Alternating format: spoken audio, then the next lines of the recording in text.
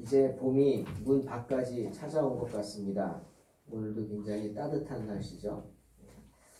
조만간 교회 안에 화분들을 다 이제 밖으로 내다놔야 할 것 같은데 이번 겨울은 별로 춥지 않았어요. 며칠 전에 이 동장군이 자기 살아있다고 하는 듯 갑자기 그냥 한방눈 주고 눈보람으로 쳤죠. 덕분에 금년에 눈 구경했습니다. 하지만 남쪽에는 내화가 가득합니다. 그리고 동백꽃은 이미 펴서 다 떨어졌더라고요. 이제 봄이 오면 부지런한 우리 민족은 어떻게 할까요? 조그만 짜투리 땅이라도 가만 놔두지 않습니다. 뭘 열심히 뿌립니다. 심고요. 그죠? 이제 감자도 심고 상추도 심고 고추도 막 심겠죠. 그런데 저는 이렇게 씨를 뿌리고 자라는 것을 볼 때마다 매번 느끼는 거지만요. 여러분은 어떻게 생각하세요? 왜 똑같은 걸 뿌렸는데 똑같은 걸 심었는데 어떤 땅에서는 뭘 심든지 잘 자랍니다. 그렇죠? 별로 한 거 없는 것 같은데 그런데 어떤 땅은 정말 정성스럽게 심어요. 그래도 잘 자라지 않습니다. 잘 자라지 않아요. 왜 그럴까요? 왜 이렇게 어떤 거는 잘 자라고 어떤 거는 비실비실거립니까? 다른 걸 심었나? 아니죠. 똑같은 걸 심었습니다. 근데 너무 달라요. 이상하죠? 이유가 있습니다.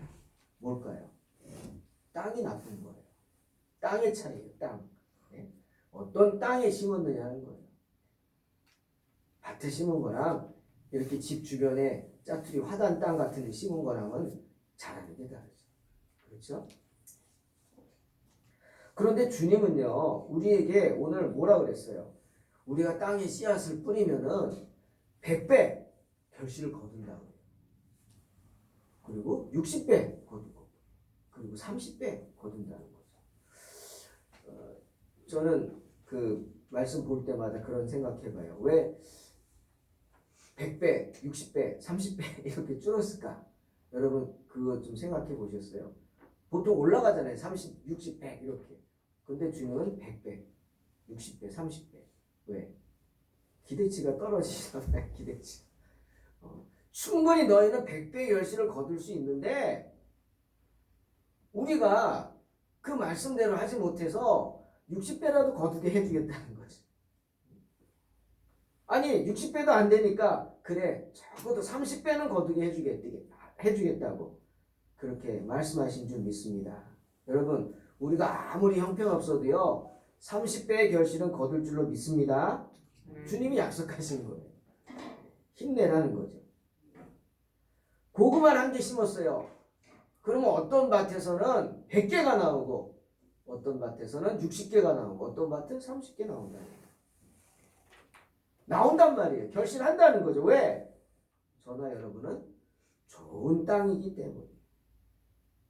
아니라고요? 난 형편없다고요? 맞아요. 난 형편없죠. 나는 많은 사람들 실망시킵니다. 하나님 실망 안 시키겠습니까 제가? 하지만 우리가 예수를 믿는 순간 주님께서는 우리를 좋은 땅으로 바꿔주십니다.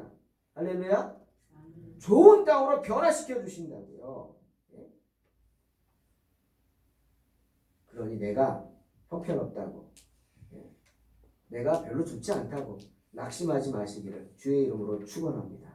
주님을 믿는 순간 우리 누구한테 맡기는 거예요? 주님께 맡기는 거예요. 수고하고 무거운 짐진 자들아 뭐라 그랬어요? 다 내게로 오라. 누구께요? 누구께 가는 거예요? 주님께요. 내가 너희를 쉬게 하리라. 주님께 간다고 짐이 없는 거 아니에요. 분명 그랬어요. 내 짐은 가벼우니. 내 짐은 가볍다. 내 멍에를 메라 그랬어요. 주님께 간다고 멍에를 벗어버리는 거 아닙니다. 내 거는 벗어버리고 주님이 주시는 멍에를 메는데 그 멍에는 어떤 멍에? 그 짐은 어떤 멍에? 우리가 능히 감당할 수 있는 것인 줄로 믿으시기를 주의 이름으로 축원합니다. 오늘 마태복음 13장은요. 주님 그 말씀하는 거예요. 똑같은 씨를 뿌렸는데 왜 다를까? 이유는 밭이 다르기 때문이다. 원래는 좋은 땅이에요. 다 좋은 땅인데 그 땅이라 할지라도 어떻게 상태가 다른 거예요. 여러분 애들이 태어나면 엄마들은 다 착각을 합니다. 무슨 착각해요? 예? 우리 아들 우리 딸 천재라고 착각을 합니다. 저도 그랬어요. 아니 이런 천재가 어디서 나왔어? 예? 너무 신기하잖아요. 한글도 알고 뭐 지나가다가 글씨 한번 읽어보세요. 그날 완전히 뒤집어집니다. 우리 아들 천재라고. 그래요. 우린 다 좋은 밭이에요. 좋은 땅이에요. 다 천재라고요. 그런데 왜 점점 그렇게 살지 못하는 겁니까? 이유는 간단하죠. 땅은 좋은데 그 땅에 있는 밭이 상태가 다르기 때문이에요. 아무리 좋은 땅이라도 어떻게 그냥 내버려 두면 어떻게 됩니까? 황무지 되는 거예요. 그죠? 잡초가 무성하고 뭐 그러면 아주 황무지 되는 거죠. 아무리 좋은 땅이라도 누군가가 가서 수고를 해야 돼요. 어떤 수고? 돌을 골라내야죠. 씨앗이 뿌리를 잘 내릴 수 있게 밭을 갈궈야 되는 거예요. 예? 그렇죠? 그리고 고랑도 파주고 거름도 주고 물기를 터주고 그런 애씀이 있어야 돼요. 골라내고 예? 정성을 다해야 되는 거예요. 그래야 풍성한 결실을 거둘 수 있는 것입니다. 씨가 심겨진 밭의 상태가 좋아야 모든 결실이 풍성히 나온다는 이야기예요. 그 밭의 상태가 뭐라고 하십니까, 주님? 바로 저와 여러분의 마음가짐입니다. 그 씨를 받아들이는 우리의 모습이란 말이에요. 그 씨는 하나님이 뿌리신 씨입니다. 좋은 씨예요. 씨가 나쁜 거 아니라고요. 뭐예요? 복음의 씨죠. 좋은 씨예요. 그런데 그 씨는 떨어져 가지고 뿌리를 내리고 자라서 결실을 하려고 마구 애를 쓰는데 받아들여지지 않는 거예요. 내가 받아들이지 않는 거예요. 그 밭이. 상태가 안 좋으니까 뿌리를 내리면 뭐합니까? 돌이 가득해서 내려가지 못하는 거예요. 주님은 그런 밭의 상태를 길가와 같은 사람이 있다.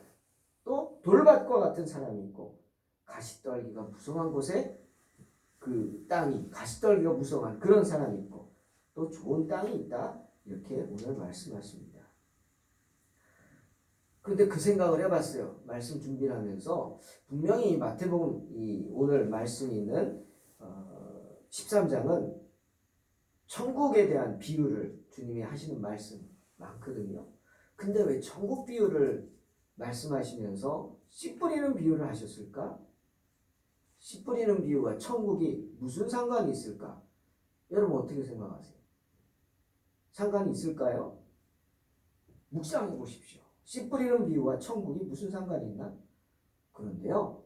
오늘 누가복음 17장 21절 말씀을 묵상하면 답이 나옵니다.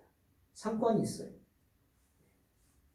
오늘 누가복음 17장 어떤 말씀이에요? 한 바리새인이 주님께 나와서 말합니다. 아니 주님도 그렇고 당신의 제자들이 막 사람들에게 회개하라 천국이 가까웠다고 그러잖아요. 회개하라 천국이 가까웠다. 아니 도대체 천국이 언제 오냐고 천국이 어느 때 하나님 나라가 어느 때 임합니까? 막 묻습니다. 언제냐고 좀 알자고. 그런데요. 이 바리새인들의 질문은 시작부터 잘못됐어요. 그들의 생각이 천국이 뭐예요? 로마 제국과 같은 거예요. 그때 로마 제국이 세상을 점령하고 막 정복하고 유럽이 다 로마의 세상이었죠. 이스라엘도 로마의 식민지였죠. 그들은 천국을 로마 제국처럼 생각했어요. 어떻게? 눈에 보이는 세상. 왕국이에요. 하나님의 나라도 천국도 이렇게 눈에 보이는 나라라고 생각한 거예요. 맞습니까? 아니잖아요. 질문 잘못됐죠. 여러분 하나님의 얼굴 볼 수 있나요? 못 보죠. 아니 쉽게 그냥 우리 주변에 바람을 볼 수 있습니까?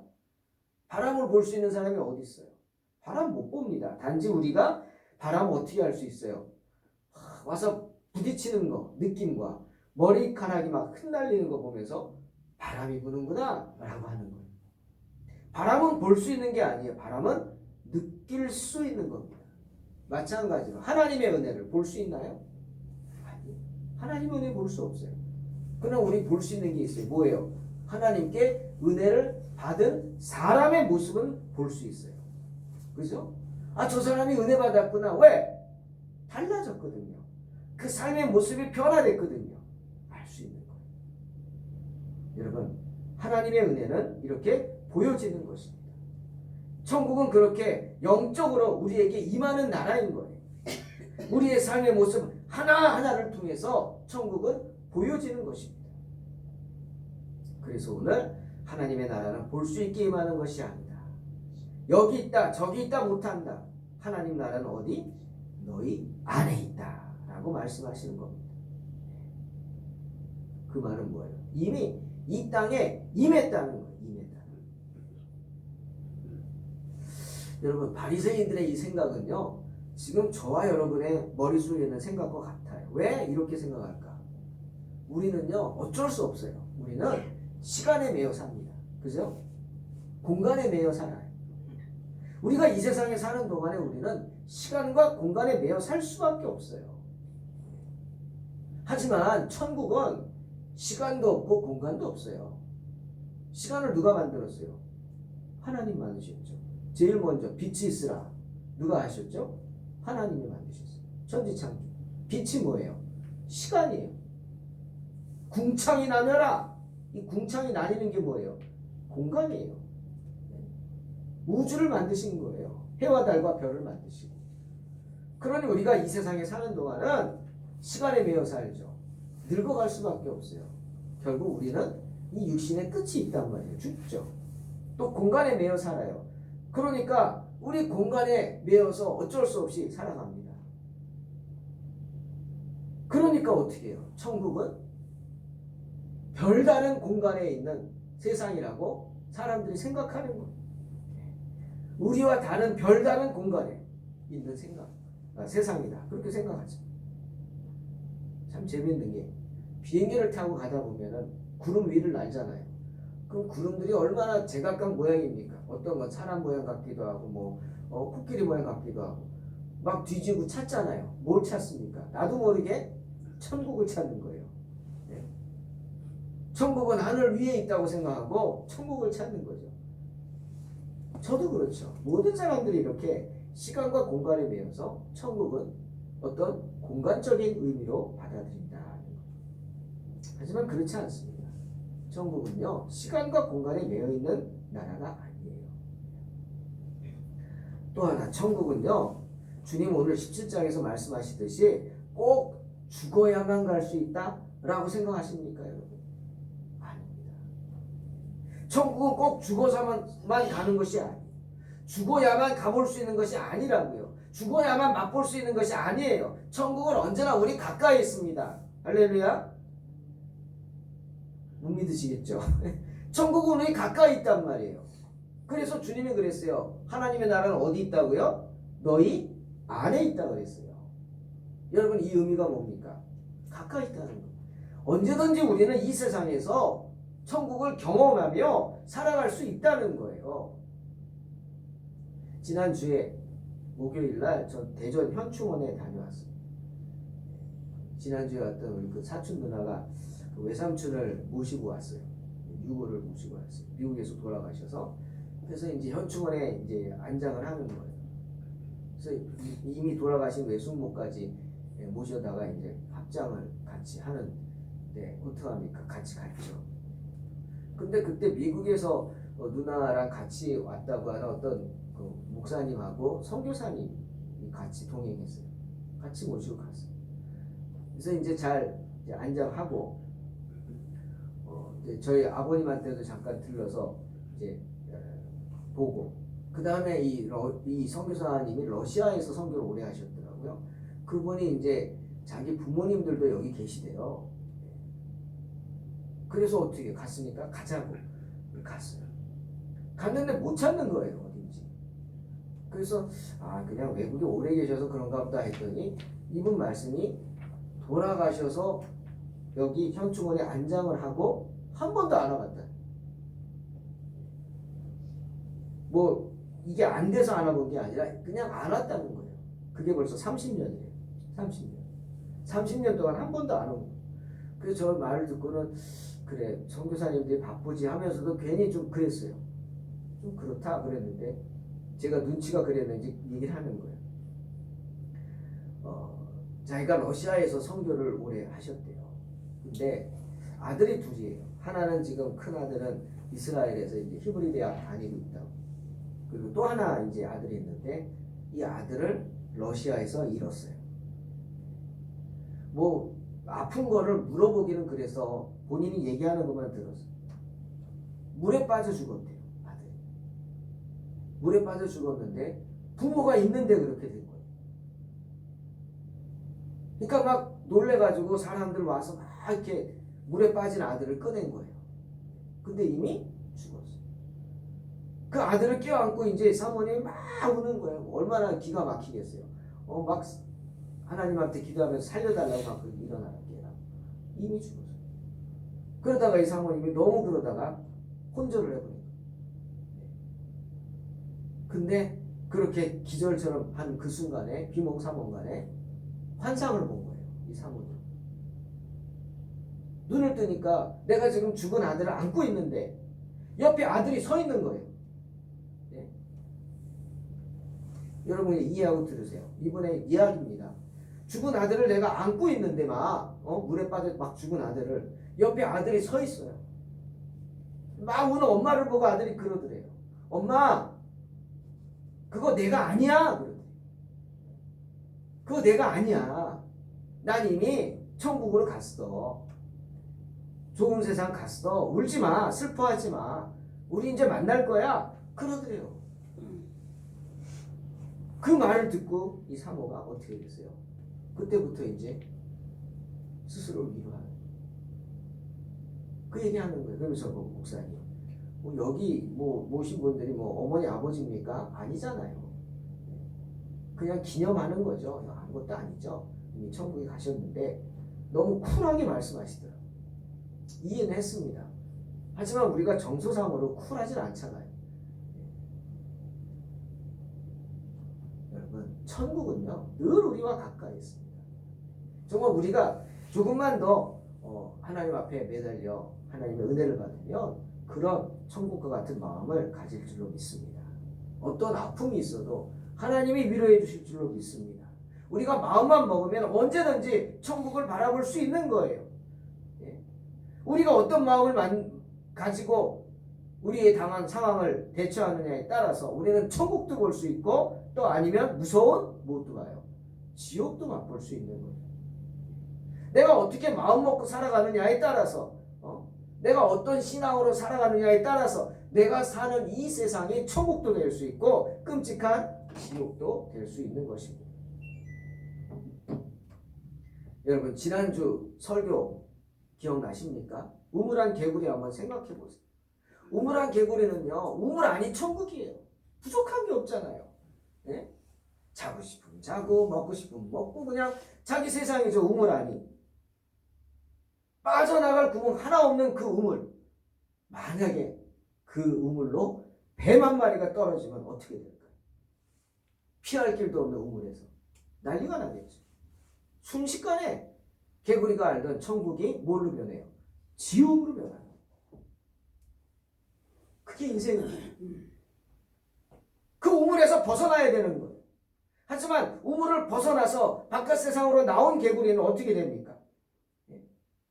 새로운 세상을 바라보죠. 뱀을 만나도 당황하지 않습니다. 무서워하지 않습니다. 물론 피하려고 하겠죠. 왜? 세상에서 뱀 만나는 게 특별한 겁니까? 아니잖아요. 아니 뱀보다 더한 것도 만날 수 있고 더 많아요. 그 어려움이. 하지만 알아요. 그 뱀도 세상의 많은 시련 가운데 하나일 뿐이다. 그리고 이것 또한 어떻게 지나가리라. 이것 또한 지나가리라. 아는 거예요. 피할 수 있는 걸 아는 거예요. 그러니 우물 밖을 나간 개구리가 뱀을 만난다고 해서 그곳이 지옥이 됩니까? 그건 아니라는 말이에요. 이겨낼 수 있을 줄로 믿습니다. 내가 어떻게 마음 먹느냐에 따라 다른 거예요. 여러분 우리는 우물 안에 있는 개구리가 아닙니다.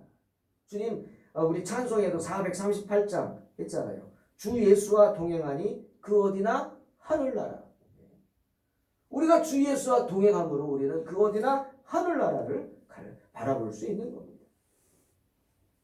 내가 어떤 마음으로 주의 말씀을 받아들이냐에 따라서 내가 길가가 될 수도 있고 돌밭이 될 수도 있고 가시떨기가 될 수도 있어요. 그리고 백배의 결실하는 좋은 땅도 될 수 있습니다. 오늘 씨 뿌리는 비유를 한번 생각해 보십시오. 씨가 뿌려지는 밭에 여러분의 생각을 모아 보십시오. 씨가 무엇입니까? 씨는 천국 복음입니다. 씨 뿌리는 분은 누구세요? 농부, 하나님이세요.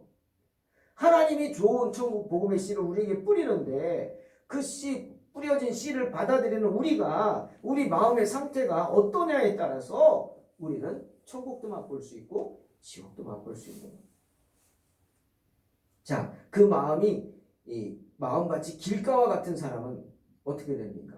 복음의 씨앗이 떨어지지만 뿌리를 내리지 못합니다. 들어가지 못해요. 왜? 새들이 와서 금방 먹어버리니까.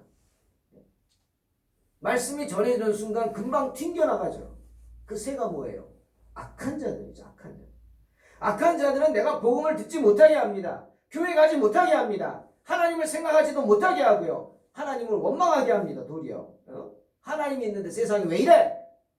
그들이 늘 하는 말입니다. 천국? 그런 게 어딨어? 인생 한번 살다 마면 끝이야. 눈에 보이는 게 전부야. 그냥 이 세상에 살 때 마음껏 즐기며 살아. 악한 자들의 유혹입니다. 주님께 드리는 것 아깝죠? 말도 안 되죠. 사도행전 24장 26절에 나오는 로마 총독 벨릭스 같은 사람이 그는요 바울이 집중적으로 전도합니다. 세상에 바울이 그 벨릭스를 여러 번 만나서 복음을 전하고 전도를 합니다. 그런데 이 벨릭스는 어떻게 해요? 여러 번 만납니다. 왜? 복음을 들으려고 만나는 게 아니에요. 뭐라고 그랬어요? 오직 바울에게서 무엇인가를 받을까 생각하면서 만난다. 뇌물 받으려고 그런 거예요. 뇌물 좀 풀어주려고. 복음을 들으려고 만난 게 아니라 뇌물을 받으려고 만난 거죠. 그러니 복음이 어떻게 튕겨나가죠. 또 그 마음같이 돌밭과 같은 사람이 있어요. 이 사람들은 마치 여러분 프라이팬 알죠? 프라이팬 같은 사람이에요. 확 달궈졌다가 확 식어버리죠. 돌밭은 흙이 있죠. 있지만 얕잖아요. 뿌리가 내립니다. 하지만 햇볕이 뜨면 어떻게 해요? 금방 말라버립니다. 복음을 들어요. 확 뜨거워져요. 그냥 뭐 천국을 여러 번 왔다 갔다 온 사람 같아. 막 뜨겁게 확 처음엔 그럽니다. 그런데 조그만 시험이 오면 어떻게? 프라이팬처럼 확 식어버려요. 금방 식어버려요. 신앙생활하는 게 쉽습니까, 여러분? 그전에는 시험이 아닌데 내가 예수 믿음으로 시험 되잖아요. 네? 주일날 열심히 돌보는 사람이 어떻게 해요? 주일은 안식일이야? 안 돼. 그러면 교회 가야 돼. 그러면 벌써 시험에 듭니다. 네? 술과 담배 즐겨하던 사람 누가 뭐라 그러지도 않는데요. 괜히 본인이 마음에 가책을 받지 양심에 괴로워합니다. 믿음의 뿌리가 없으니까 별것도 아니요.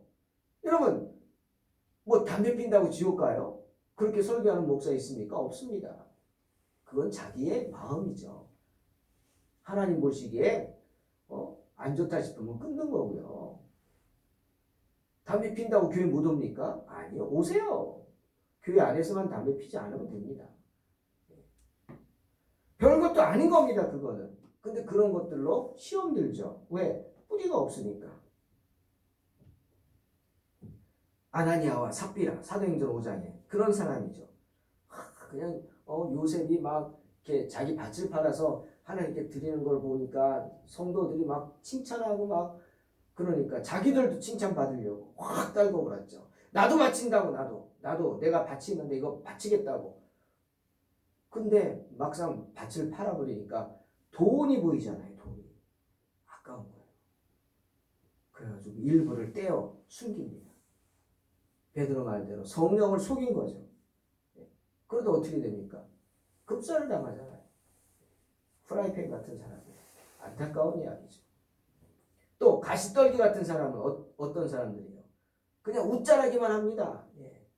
결실은 없어요. 자기 키만 크지 결실은 없다고요. 씨가 가시떨기에 떨어졌으니 잘할 수가 있습니까? 비실비실하면서 그저 영양분 다 뺏기고 자기 살 정도만 잘하는 거죠. 그런데 어떻게 내가 살기 바쁜데 무슨 열매를 맺어? 나 살아가기 바쁜데 뭐 전도하겠냐고요. 그런 사람들이 그런 사람들한테 하나님의 말씀이 시험에 들죠. 처녀가 애를 낳아 시험 드는 거예요. 죽은 자가 살아나 뒤흔듭니다. 마음을. 세상 염려로 머리가 복잡합니다. 아마 지금처럼 이런 코로나 이런 문제로 힘들 거예요. 마음이. 조금만 핍박이 있으면 흔들립니다. 집안 문제로, 제사 문제로, 가정 문제, 자녀 문제 부딪히는 것들이 많겠죠. 믿음 있는 사람은 넘어갈 수 있는 것들도 특히 재물의 유혹. 말씀이 막혀버립니다. 결실할 수가 없어요. 가인과 같은 사람이죠. 가인은 재물의 유혹 때문에 그리고 시기심 때문에 동생을 죽이잖아요. 그리고 사도행전 13장 13절에 나오는 마가라 하는 요한과 같은 사람입니다. 이 사람도 바울과 같이 선교 여행을 떠나기로 다 작정하고 며칠 있으면 떠나야 되는데 갑자기 도망가 버립니다.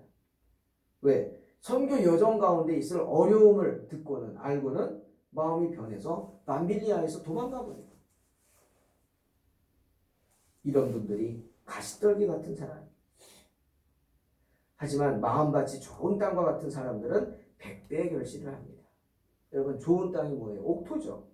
거름도 잘 주고 물도 풍부하고 기름기가 좔좔 흐르는 땅입니다. 어떤 사람의 마음이 좋은 땅과 같을까요? 마태복음 13장 23절에 분명히 말씀하세요. 어떤 사람이 좋은 땅이냐? 말씀을 듣고 깨닫는 자예요. 듣기만 하면 안 돼요. 깨달아야 돼요. 하나님을 믿기로 작정하고 그 마음이 흔들리지 않는 사람. 그래서 말씀에 순종하는 사람. 그래서 어떻게? 영안을 뜨는 사람이에요. 또 다른 세상이 있으면. 우물한 개구리가 아니야. 아니야. 우물이 다가 아니야. 우물 밖에 하늘은 동그랗지 않아. 우물한 개구리는 하늘이 동그랗다고 생각하죠. 동그랗게만 보이니까. 아니, 그렇지 않아. 그리고 나갈 수 있는 그런 사람. 영안을 떠야 돼요. 우리가 보이는 세상만이 있는 게 아니야. 하나님의 나라가 있어. 하나님을 믿고 끝까지 인내한 요셉과 같은 사람. 먹고 살기도 바쁜데 정말 바쁘죠. 먹고 살기도 바쁜데 사도 바울을 돕겠다고 사도 바울을 섬깁니다. 평생 여기저기 따라다니면서 감옥까지 가서 옥바라지까지 합니다. 누구예요? 브리스길라와 아굴라 부부 같은 사람들. 사랑하는 성도 여러분, 이 세상에는 눈뜨기를 바라는 눈들이 많습니다. 어떤 분들은 그래요. 나는 좋은 땅을 보는 눈이 있다고. 땅 보는 눈 바라죠. 좋은 땅 보는 눈 바라요. 어떤 사람은 내가 하는 것마다 돈이 된대요. 재물의 눈뜨기를 원합니다. 또 어떤 사람은 나는 건물을 볼 줄 알아. 좋은 건물 잘 골라. 건물 보는 눈뜨기를 원하죠. 다 좋습니다. 그러나 그 모든 건 다 뭐예요? 이 세상에 국한된 눈이죠. 여러분은 어떤 눈뜨기 원하십니까? 우리가 사모해야 할 눈은 그런 세상에 욕심이 가득한 그런 눈이 아닙니다. 고로새서 3장 1절. 그러므로 너희가 그리스도와 함께 다시 살리심을 받았으면 위의 것을 찾으라. 거기는 그리스도께서 하나님 우편에 앉아 계시느니라 말씀하시죠. 우리가 떠야 할 눈이 뭐예요? 위의 것을 찾는 눈이에요. 위의 것. 그 위에 누가 계세요? 하나님. 그리고 주님이 계십니다. 하나님 보좌 우편에 앉아 계시는 주님을 바라볼 수 있는 눈을 떠야 돼요. 하나님의 역사를 바라볼 줄 아는 눈을 떠야 합니다. 하나님께서 기뻐하시는 일이 무엇인지 알 수 있는 눈을 떠야 돼요. 그 눈이 뭐예요? 영안입니다. 영안. 영적인 눈. 여호수아 2장의 기생 라합. 기생 라합은 영안을 떴어요. 이스라엘이 여리고를 점령하러 몰려왔을 때 먼저 정탐꾼을 보내죠. 이스라엘 정탐꾼들이 몰래 들어갑니다. 발각이 돼요. 근데 라합이 그들을 숨겨줍니다. 목숨을 걸고 숨겨주는 거예요. 들키면 다 죽죠. 하지만 그는 죽을 각오를 하고 그 첩자들을 숨겨줍니다. 그리고 그들의 말대로 창밖에 빨간 줄을 매달아 놓죠. 왜? 영안을 떴기 때문에. 자기 살 길을 바라본 거예요. 그 결과 기생라합은 어떻게 돼요? 하나님께 선택받은 여인이 돼서 바로 다윗의 조상이 되지 않습니까? 또 사무엘상 18장에 나오는 요나단 보세요. 왕자입니다. 사울의 아들이에요. 그냥 있으면 사울 대신 이스라엘의 왕이 될 사람이에요. 근데 요나단은 어떻게 했어요? 다윗을 사랑했어요. 다윗은 하나님께 기름 부음 받은 자예요. 즉 왕이란 말이에요. 내가 왕이 돼야 되는데 내 경쟁자라고요. 다윗이 없어져야 내가 왕이 되는 거예요. 그런데 요나단은 다윗을 없애는 게 아니라 사울은 없애려고 했는데 자기 아들을 위해서라도 없애려고 했는데 요나단은 다윗을 자신의 생명처럼 사랑했다고 성경은 말씀하십니다. 그래서 번번이 사울이 다윗을 죽이려 하는 것을 막아줍니다. 왜일까요? 영안이 열렸기 때문에. 하나님은 다윗을 사랑하시는 걸 알았기 때문이에요. 그래서 내가 아닌 다윗이 이스라엘의 왕이 되어야 됨을 알았기 때문입니다. 사랑하는 성도 여러분, 하나님의 나라가 내 안에 있음을 아는 사람이 어떤 사람일까요? 천국이 내 안에 있음을 알고 언제나 마음의 평안을 누리며 사는 사람이 어떤 사람일까요? 영안을 여는 사람이죠. 영안을 열어서 어떻게? 언제나 하나님의 편에 서는 사람이에요. 세상이 아무리 소란해도 내 믿음을 지키는 거예요. 주의를 지키듯이. 제가 이번 주 설교를 놓고 기도하면서 그냥 눈 뜨면 기도하고 어떤 말씀 주시나 하나님께 받으려고 그렇게 아마 목사님들 다 그러겠죠. 그러다가 집에서 걸어오잖아요. 교회. 집을 앞에서 걸어오는데 사진 좀 봐. 그 다음에 우리 집 앞에 상가에 있는 건물입니다. 상가들이 막 들어와요. 근데 보세요. 땅이 두 개가 있어요. 저기 초록색 펜스 쳐 있는 땅이 똑같은 크기고요. 이쪽은 펜스가 쳐 있지 않아요. 그 다음 넘어. 자, 이렇게 한쪽은 아예 접근을 못하게 펜스를 쳐놨어요. 저 펜스 치는데도 돈 꽤나 들었을 거예요. 그죠? 또 넘어가 봐. 근데 여기는 아니 펜스를 치기보다는 밑에다가 자갈을 깔아서 오픈했어요. 차들 대라고. 제가 이걸 보는데 마음에 감동이 오는 거예요. 아, 저게 바로 하나님의 나라가 그 안에 있는 사람의 모습이 아닐까? 그 생각했어요. 펜스 친 사람은 아마 몇백만 원 돈 들여서 그 사가지고 했을 거예요. 여기 이 사람도요, 돈 들여가지고 자갈 사다가 깔았을 거예요. 똑같이 돈을 들였는데 어떤 사람은 아무도 못 쓰게 그냥 펜스로 막아놨어요. 근데 어떤 사람은 이 건물 땅의 주인은 쓰라고 동네 사람들한테 개방을 했어요. 여러분, 하나님의 나라가 그 안에 있는 사람이 어떤 사람일까요? 생각해 보세요. 어떤 사람 마음이 하나님 나라에 더 가까이 있을까요? 영안을 뜨시기 바랍니다. 그래서 우리 가운데 임하신 하나님의 나라를 바라보시기 바랍니다. 복음의 씨앗이 주님께 활짝 열린 내 마음밭에 떨어지게 하십시오. 그러면 100배, 1000배, 10,000배 결실을 거두게 하실 줄로 믿습니다. 언제나 어디에서나 주 예수와 동행하니 그 어디나 하늘나라 고백하며 그런 마음으로 승리하는 저와 여러분 되시기를 주의 이름으로 축원합니다. 기도하겠습니다. 하나님 감사합니다. 어리석은 저희들 불쌍히 여겨 주시옵소서. 정말 하나님 기도합니다. 우리가 깨어 기도하지 못했기 때문에 나 때문에 이런 무서운 전염병의 소식들이 전해지고 많은 사람들이 고통받습니다. 하나님 이번 기회에 신천지 이단의 실체가 드러나게 하시고 정말 그 이단이 박살나게 하시며 하나님의 두려움이 퍼지게 하셔서 모든 백성들이 하나님을 두려워하며 기도할 수 있게 도와주시옵소서.